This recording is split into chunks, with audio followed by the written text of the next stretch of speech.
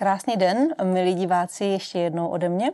Já mám teď tu milou povinnost a čest představit vám našeho vzácného hosta, krásnou ženu, maminku, vynikající herečku a zakladatelku léčivého divadla a průvodkyni těm, kteří hledají, paní Gabrielu Filipi. Já vás tady moc vítám. Děkuji moc a děkuji za pozvání. Mohu vás poprosit, Gabrielo, se představit tak, jak vám by to bylo příjemné, protože já mám něco načteno o vás, nějakým způsobem vás znám, ale moc by mě zajímalo, jak byste se charakterizovala vy sama. Když tak o tom přemýšlím, tak bych se asi v každé společnosti představila trochu jinak, ale tady ve vaší krásné společnosti, Bevitu, téhleté divokosti květin mám pocit, že si mohu dovolit představit se možná trochu jinak, než je běžné. A já se vnímám jako částečka Boha, božství, která dostala ten dar, že se rozsvítila a může svítit na cestě poznání všem ostatním. Díky hřivnám, které jsem dostala skrze slovo, skrze herectví a skrze dary, kdy přenáším v meditacích druhé lidi k sobě, k sebe sama, aby poznali tuto jiskru božství, kterou v sobě máme úplně všichni. Děkuju moc. To jste mi teďka trošku vyrazila dech, nebo já jsem víc čekala takové to kariérní představení, jak s životem, a to bylo moc milé, děkuju moc. A ještě se zeptám, co si myslím, že by naše Bevit posluchače zajímalo hodně, tak proč jste si vybrala vlastně pro spolupráci zrovna firmu Bevit? Lidé se dělí do takových krásných skupin, do elementárních bytostí, do andělských bytostí, do čarodějů. Je to takový svět pohádek a svět kouzel a já se vnímám hodně jako elementární bytost, žena, která má velmi blízko ke květinám, má blízko k vůním, má blízko k pohádkám, k pohybu, k tanci, k touze žít a užívat si života, prožívat krásu ženství a ve vůních je obrovská smyslnost. V každé vůni, v každé květině je duše té květiny, která se potom projde právě do toho esenciálního oleje, se kterým my můžeme pracovat dále. Takže když my jednoho dne odložíme naše fyzické tělo, tak tady zůstane naše duše, ta jiskřička božství. A stejně tak, když květina uvadne a jsou takoví šikovní lidé, jako jste vy, a vytvoří z její duše esenciální olej, tak její život pokračuje dál a ovlivňuje tu krásu prožitků, kterou tady skrze jejich dary máme, protože jsou to tak jemňoulinké dary, které mohou zase zavnímat jenom citliví lidé nebo ti lidé, kteří už ty svoje senzory mají připraveny na to, že nejsou tvůrci světa, ale že jsme tady součástí jedné krásné velké rodiny a k těm patří třeba právě i říše květin, říše rostlin, zvířat a tak dále. Děkuju moc. To jste řekla úplně výborně s těmi lidmi, protože já, když s někým mluvím o esenciálních olejích, tak jsou skupiny lidí, kteří to ani jako nezaregistrují, že jsem to vyslovila. Jo, to jsou slovy esenciální oleje a jsou skupiny lidí, které hned najedou. Řekla si esenciální oleje a to je přesně ono. O čem mluvíte, že někdy to prostě jako nezarezonuje a někdy to funguje. No. A já mám na to úplně extrémní senzory a musím říci, že celý náš soubor léčivého divadla, my milujeme vůně. A my, když někam jedeme na představení a jezdíme různé dálky po celé republice, tak já vždycky připravím vůně, které nás tím dnem budou provázet a provázejí také před představením, kdy my se skutečně propojíme i v té energii jedné vůně a máme takový rituál před představením, které jste viděla, před představením Terapie rodinou, což je báječná rodinná komedie, ve které jsem měla, já se vrátím k té odpovědi, ve které jsem měla touhu přivést všem divákům pohled do jedné ezoterní rodiny, kterou vnímám nás, naší rodinu, že může být zcela normální, zcela divoká a bláznivá a přesto všichni směřujeme k Bohu a směřujeme k hlubokému smyslu života. A my máme právě takový rituál, že já poprosím v každém tom divadle ducha prostoru, aby nám dovolil tam hrát, abychom tam mohli tvořit, aby se skrze nás dělá vůle Boží, aby všichni ti diváci, kteří tam přijdou, tak aby se jich dotklo to světlo božství a radost, kterou tam v té vzájemné konstelaci spolu tvoříme, jak my herci, tak vy diváci.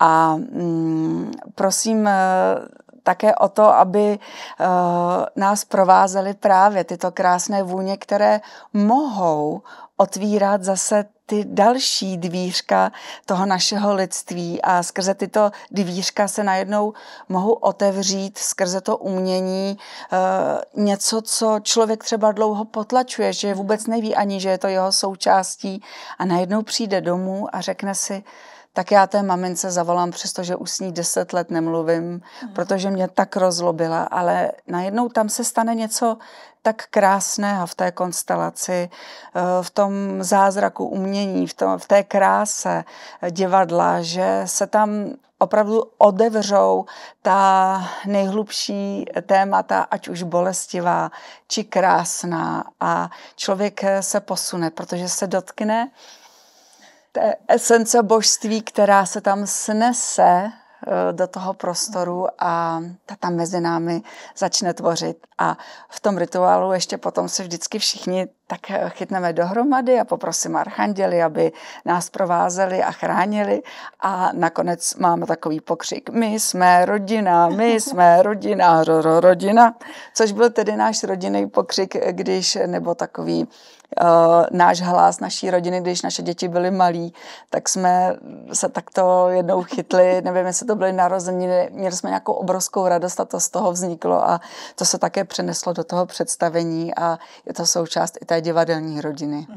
A právě teď i díky tomu, že s vámi mohu spolupracovat, tak diváci mohou zavnímat i vaše vůně během představení, které tam teď již rozprostírám i v rámci terapie rodinou. Já právě ty vůně, o tom už jsem dneska mluvila, nebo vůbec ty bavit produktivní, mám takové ty pomocníky na té cestě a oni mohou vlastně pomoci i tady v tomhletom prostoru a i tady v tomhletom, co děláte vy, no. Ale máte pravdu, já jsem si říkala po tom středečním, nebo už během toho středečního představení, říkám, to je jiné. Já ráda chodím do divadla, viděla jsem hodně divadelních představení, včetně Národního divadla v Praze, těch pravých Cimrmanů ještě se Smoljakem a se Svěrákem na Žižkově. Hodně jsem se nasmála, ale tohle byl jiný smích. Tohle bylo opravdu jako úplně o něčem jiném. A já jsem si říkala, v čem to je? Že to je prostě jiné to uvolnění tím smíchem. V čem to je?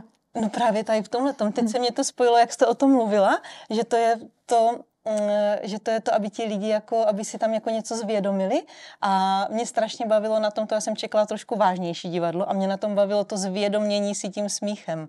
Protože já se strašně ráda sním, mně se to úplně krásně propojilo a byla jsem z toho úplně nadšená, no, jak jsem vám potom psala.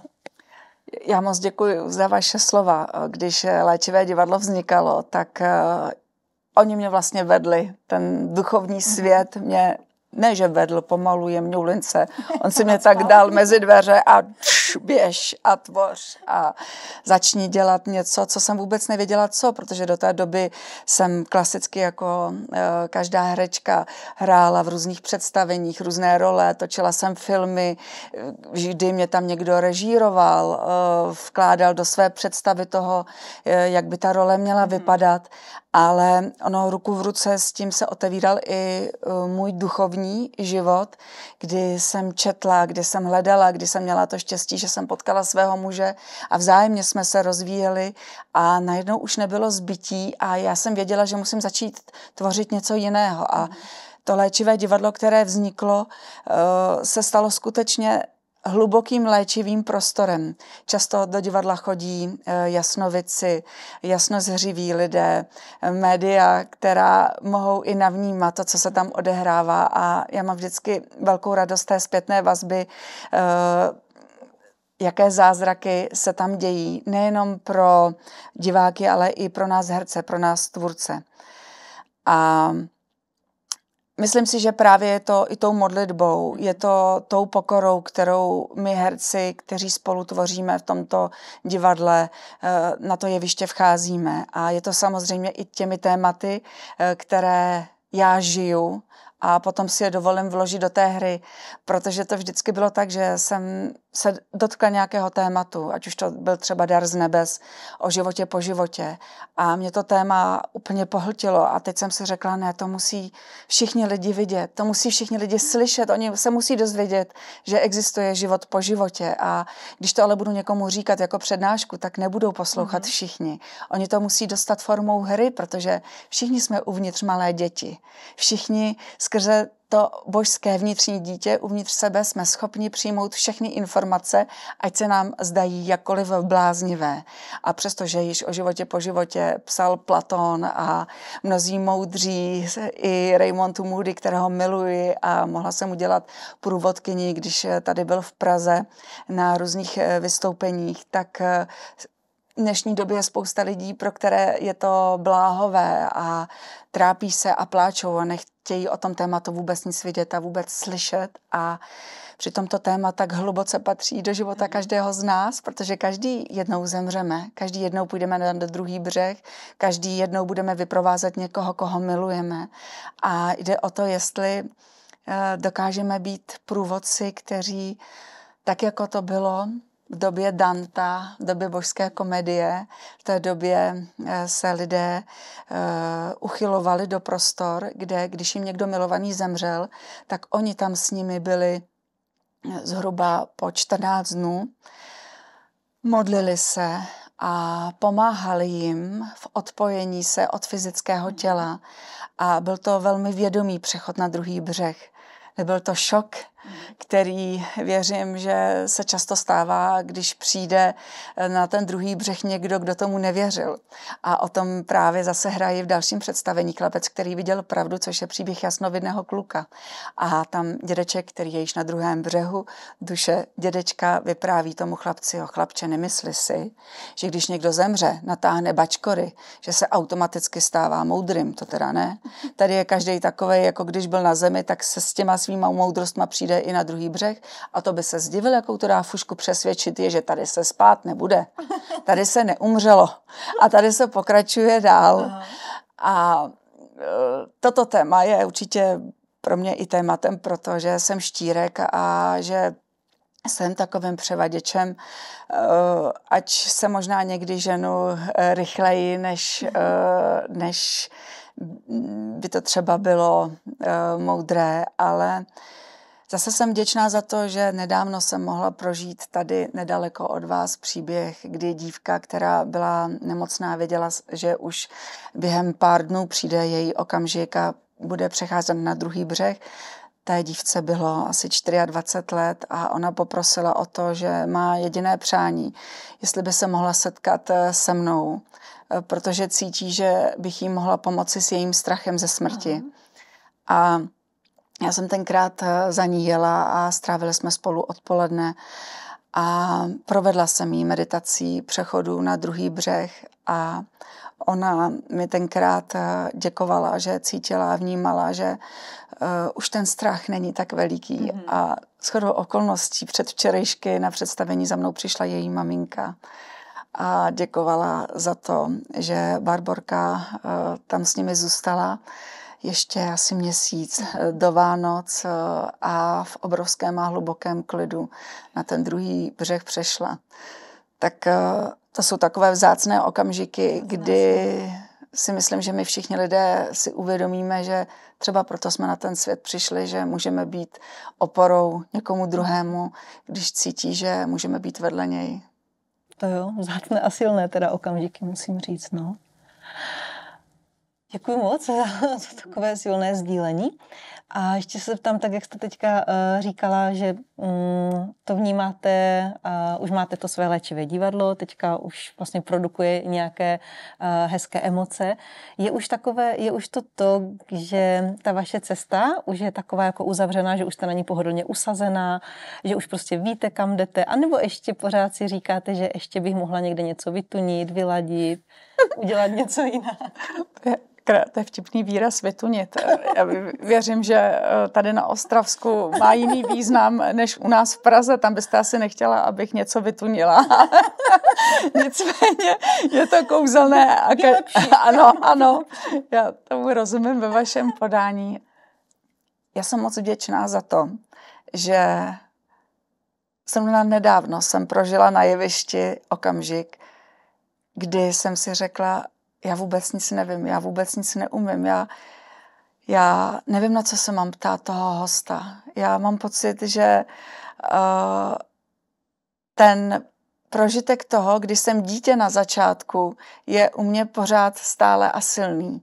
A byla jsem vděčná, že na jevišti je se mnou má dcera, která je 23 let a která dávala otázky sama ze sebe, ze svého věku, ze svých prožitků a bylo to úplně kouzelné. Takže často si uvědomuji, že vím, že vůbec nic nevím a jsem za to hrozně vděčná. Protože když člověk opravdu podle mě dojde do pocitu, že wow, tak teď jsem král, je hotovo, že rychle přijde se šup dolů. A vím, že divadlo má svou kouzelnou moc, že jsme udělali spoustu krásné práce a když Pán Bůh dá a já budu moci dál ještě tvořit, tak budu tvořit a budu šťastná a budu dál jezdit po cestách. Můj muž mi dal jméno Šťastná na cestách, protože já jsem opravdu ráda na cestách a jsem šťastná, když mohu poznávat nový lidi a prožívat nové setkání. Ale zároveň pokud budu mít někde sedět prostě v tichu a v míru, tak to přijmu tak, jak to bude mět být. Ale zatím pořád jsou ty výzvy, že to přichází. A já jsem si vlastně, když my dvě jsme si spolu povídali o tom, jaké to setkání dnes bude, o spiritualitě v umění, tak jsem si uvědomila, jak moc mě ovlivnili takoví lidé, kteří to umění tady u nás kultivovali.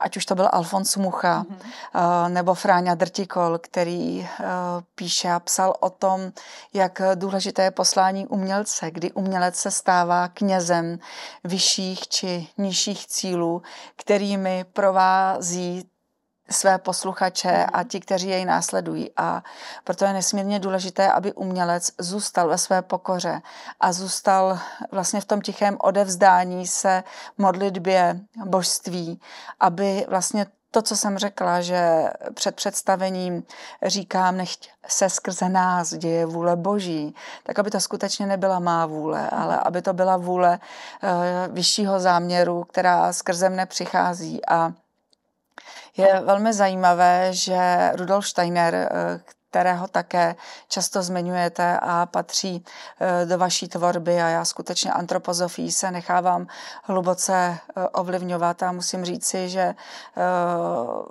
mnoho z toho hovoří přímo z mé duše. A myslím si, že Rudolf Steiner mě poslal do jedné spolupráce, která vlastně vznikla přímo z jeho tvorby. A myslím si, že mě poslal i sem k vám. On má takový zvláštní smysl pro humor, i když jsme jezdívávali s Miluškou Kubíčkovou, což byla vynikající antropozovka a bydlela ve Steinerově ulici a celý život se věnovala dílu Rudolfa Steinera, tak myslím si, že od té doby je tam takové zvláštní vlákno napojené a právě zase, když člověk naslouchá, tak po tom vláknu jde tam, kam má jít. A on hovořil o tom, že v roce první republika, tak zhruba po roce 1920, došlo k tomu, že se protrhlo jistá duchovní ochrana nad uměním a že je nesmírně důležité, aby umělec, pokud se rozhodne pro cestu umění, byl umělcem, který kultivuje a povznáší svého ducha. A nejenom, že tady o tom já budu takto vznosně hovořit, ale že to se skutečně bude odrážet i v mých myšlenkách, které nikdo neslyší. I v tom, když někoho potkám a není mi třeba úplně příjemný. A i v tom, když se mi v noci budou zdát a já budu mít různé potřeby v těch snech se vůči něčemu vymezit, tak to všechno je kultivace té duše, která potom může něco předávat tomu divákovi, který přichází a může přijít na krásu hlubokého duchovního umění, a ne, které psal Goethe a které psal Rudolf Steiner, a zároveň může přijít na rodinnou komedii Terapie rodinou, kde hlavní záplatkou je jedna omamná látka a lidé se můžou bavit a mohou dostat úplně stejný vtisk, stejný impuls, pustit do svého života něco nového a krásného. Ano, to máte pravdu. A mohla bych teďka zmínit jednu věc, která na mě udělala dojem, a teď se mi to vlastně až ty střípky dávají dohromady. Vy jste de facto téměř přesně před rokem dostala řád Elišky Přemyslovny. A já to, co jsem si o tom řádu vlastně, o tom ocenění přečetla, tak mě až teď vlastně, jak povídáte, tak se mi to dává dohromady. Mohla bych citovat, aby i vlastně diváci věděli, o čem ten řád vlastně je. Léčivé divadlo dostalo své požehnání na cestu k lidským srdcím, jak prokazuje za dobu své existence, přináší světlo, podává ruku, laská i posiluje, a to vše prostřednictvím slova a výrazových prostředků jedné herečky Gabriely Filipy. Léčivé divadlo vytváří duchovní společenství a divák se cítí alespoň po dobu představení jako součást celku laskavých lidí. Co to pro vás znamenalo tady to ocenění, nebo znamená pořád? Víte, já si myslím, že v každém člověku, a zase už to tu zmiňuji po několikáté, je pořád to malé dítě, které je rádo, když je odměněno. A já potřebuji být odměňována 10krát tolik, protože jsem byla přesně takové to dítě, které, když ho někdo nepochválil, tak jsem měla pocit, že dělám něco špatně. A i když jsem se vydala na takovou seberozvojovou cestu, tu práci sám se sebou, tak jedna z mých hlavních afirmací byla naučit se, že oceňuji sama sebe, aniž by mě ocenilo okolí. A samozřejmě každý herec, když vezmu hereckou práci, je šťastný, když je jeho práce oceněna. Ale tady, musím se nedojímat, abych dohovořila dál, tady pro mě přišla velká odměna v tom, že jsem byla oceněna nejenom za hereckou práci, ale především za tu práci, kdy jsem uvěřila tomu, že se mohu nechat vést a že když dám svůj život do rukou Pána Boha, že mě povede tudy, kudy mám jít a že můj život dostane smysl v tom, že budu prospěšná pro druhé. A to se v tomto ukázalo, přestože má témata jsou těžká a ne každá církev, ne každá i duchovní skupina těmto tématům holduje, věří, důvěřuje. Takže jsem se samozřejmě na té cestě i setkala s mnohými výtkami, ale to konec konců patří i do našeho života, že ta doba se natolik zrychlila, že musí dojít i k obrovské přeměně, ať už v našem církevním prostoru, v prostoru školství, v prostoru vztahu mezi námi, ve výchově dětí. A právě taková témata, která se vážou k dětem, protože naše děti, věřím, že my už teď je dáváme do lesních školek a hledáme alternativy, jako jsou Montessori školy, Waldorfské školství, tak ono se to samozřejmě více a více bude zabydlovat, ale myslím si, že až tak naše děti, možná děti našich dětí v tom budou pevně nohama stát, tak jako to bylo ve filmu, jestli jste viděli myslím, Krásná zelená nebo Nádherná zelená, francouzský film, který byl dokonce jednu chvíli zakázaný, úplně báječný film, vtipný, neskutečně vtipný.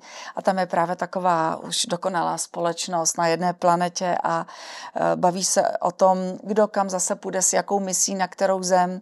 A vždycky tam ten, který tam dává ty nabídky, tak zmíní zemi a pojmenuje, co tam jako všechno děláme, jak tam žijeme a tam je vždycky ticho, všechny ty ruce upadnou a nikdo tam jako moc se nehlásí, nechce, protože všude jinde už je ta společnost více vyvinutá. Až jedna žena se teda rozhodne, protože tam má nějaký karmický vztah, že už tam nějaké její příbuzenstvo bylo, že se tam rozhodne vstoupit a teď se tam vydá a je to neskutečně vtipný a něco takového si myslím, že nastává teď a myslím si, že budeme muset otevřít velká témata a třeba jedním z velkých témat je intimita, sexualita, proto tady taky dneska neustále zřejmě držím olejček, který má takový vábivý název Eros. A my s tou intimitou a sexualitou a otvíráním sebe sama, otevírání našich prostorů, musíme začít i u našich dětí, i když, jestli něco nechtějí naše děti otvírat, obzvlášť v době pubertě, tak otázky intimity se svými rodiči. Já si pamatuju, že moje dcera to samozřejmě s náma neměla jednoduché, protože já jsem měla jednu základní touhu a to sdělit jí všechno, co z této oblasti vím. Otevírala mi často dveře automobilu za jízdy, že mě nebude poslouchat. A tak jsem volila formu velmi násilnou, že jsem jí posílala kilometrové SMSky v domnění, že to všechno přečte, což samozřejmě z principu a z protestu ona rozhodně nedělala, ale toto téma se týká každého z nás. Kdyby nebylo intimity, kdyby nebylo přitažlivosti mezi ženou a mužem, tak nejsou naše děti. A jaro, doba, ve které jsme, přímo vybízí k tomu probudit zase tuto tvůrčí sílu. A tato síla samozřejmě ke každému z nás hovoří i v každém životním období trochu jinak. Nebudu teď nutit babičku, které je 90 let a je ve zralém věku, aby v sobě probudila sexuální sílu a začala divočit po loukách, protože její síla už může být zpracovaná a skoncentrovaná k tomu, že začne skrze tuto sílu tvořit. Neboť ten krásný spící hádek, kterého máme stočeného v první čakře, v tom začátku té naší páteře, se právě probouzí a kultivuje a krásným tím, že se do někoho zamilujeme, se začne vinout a rozhlížet a najednou my máme touhu psát básně, máme touhu začít malovat a někoho obejmout, aniž bychom ho znali, protože probouzíme právě tuto tvořivou sílu, která je uvnitř nás. A ochráncem jara je archanděl Rafael a bohyně Vesna.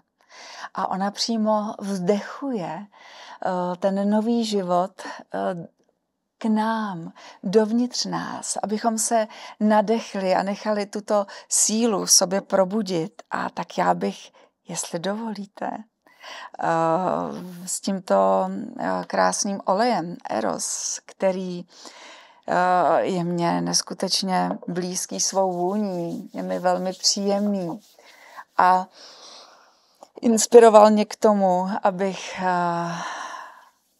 dnes provedla i vás meditací, pokud budete chtít, s tímto olejčkem, s těmito vůněmi, které já vnímám jako takové malé víly, které poletují všude kolem nás, malé elfy, které se tu rozprostírají kolem nás a teď skrze mě a skrze tyto obrazovky vstupují i k vám do vašich domovů. Pozvu vás, abyste si na chvilku, pokud budete chtít, zavřeli svoje oči. A já vám pošlu tuto vůni skrze naše srdce, skrze naše smysly. A vy můžete nadechnout tuto vůni do vašeho srdíčka. A s výdechem se uzemněte tam, kde teď právě jste. Představte si, že vaše nohy vstupují skrze vrstvy země do té největší hloubky. A od matky země naberte svou sílu a s nádechem ji probuďte a veďte skrze celé své tělo až k nebesům. A tam se rozkveťte do té nejkrásnější květiny, kterou teď pozvěte do svého srdce. První květina, která vás napadne ve vašem vnitřním obrazu, je tou květinou, která vás provede touto meditací. Nadechněte se vůně této květiny a její krásnou vůni vpusťte do celého vašeho těla. Znovu se nadechněte této vůně a představte si, že se stáváte touto květinou a s výdechem, jako kdyby cinkl zvoneček kolem vás. A vy vnímejte tuto vůni ve své první čakře. Tuto vůni nechte otevřít vaší první a druhou čakrou. A s každým nádechem ji pozvěte výš do vašeho bříška, do vašeho srdce, do vašeho hrdla,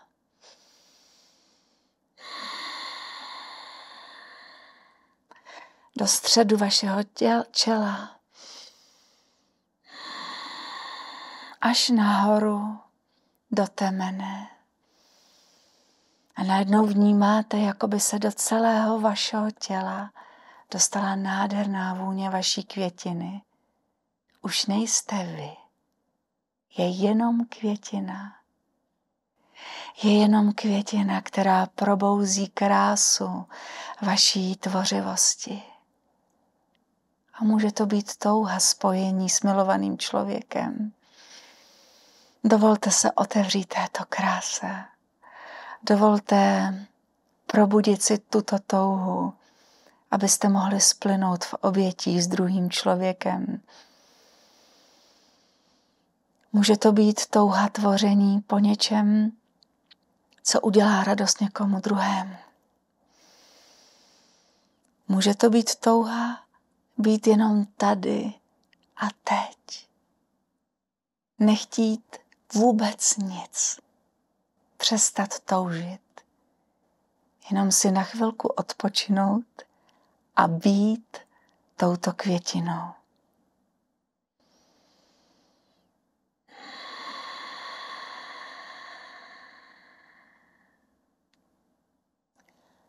Tuto květinu teď vezměte a vložte ji do svého duchovního srdce. Nechte ji tam. Bude tam kdykoliv se k ní svýma myšlenkama vrátíte. A pokud chcete, můžete vyslovit své přání do právě přicházejícího jara. Po čem toužíte? A toto přání, tuto sankalpu vyslovit 3krát a vložit ke květině do vašeho duchovního srdce.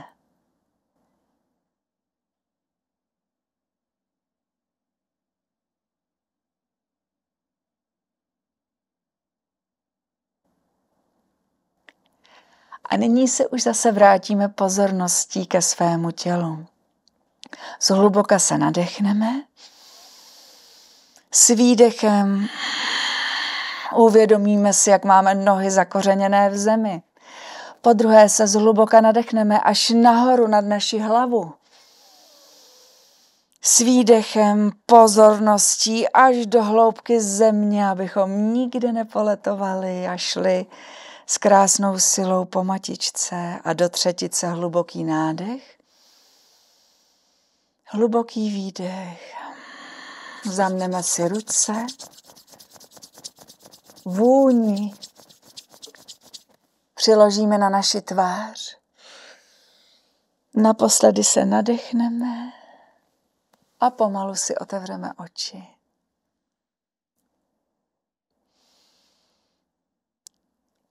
Mohu se zeptat, jakou jste byla květinou?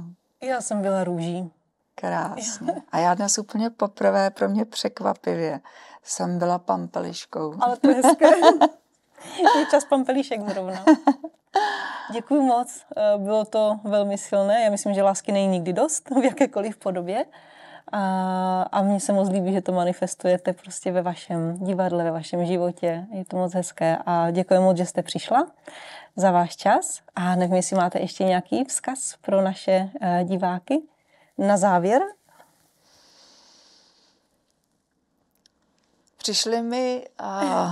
Přišel mi verš od Angela Silesia, cherubského poutníka. Vnímám naše diváky, že jsou velmi otevřeni hlubšímu poselství. O pohleď, lidé můj, co jsi tehdy zpíval, reci mi. Když ve stáji vstupoval tam s rty rozchvělými, kde z Boha dítě zeřel. Chci dojata láskou tvou, též jezulátku vzdát, hold písní pastýřskou. A tak bych vám přála, abychom to jezulátko, to zmrtvých vstání, které jsme teď prožili, v sobě probouzeli, to místo uvnitř nás mu vždycky nechávali otevřené, aby skrze nás mohlo tvořit. A ta síla znovu zrozeného Krista, Syna Božího, v nás mohla rezonovat jako ta nejkrásnější skladba. Děkuji. Děkuju. Děkuji.